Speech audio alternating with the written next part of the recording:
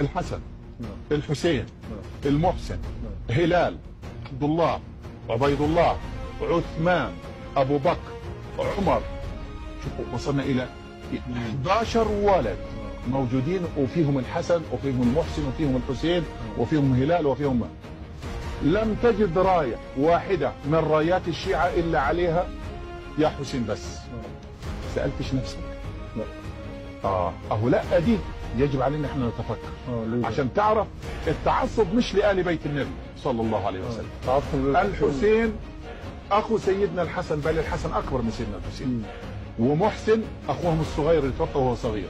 وهلال ولا العباس برضه من ابناء سيدنا علي بن ابي طالب. الجميع هؤلاء يقصوا بعيدا لسبب واحد بسيط، ان الحسين بن علي رضي الله عنه لما فتح عمر بن الخطاب بلاد فارس اثر بنات كسرى يزدجر اللي هو ايه؟ اللي هو كان ملك ساعتها. كسرى ملك الروم.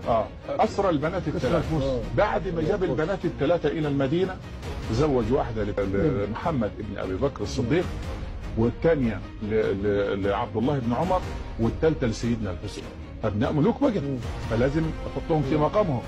سيدنا الحسين تزوج شاهنزاه اللي هي بنت كسرى، اللي منها الاولاد دول ال 12 دول.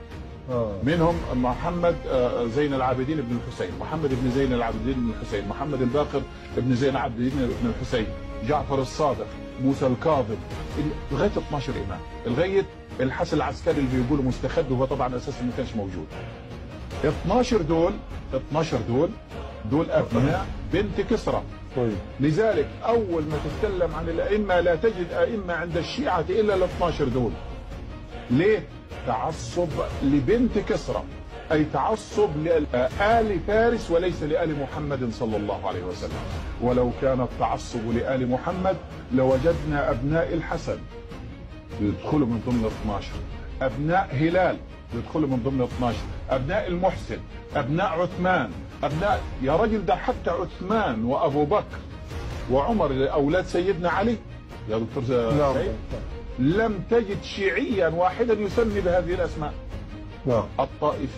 الطائفيه دم يجري في اعناقهم.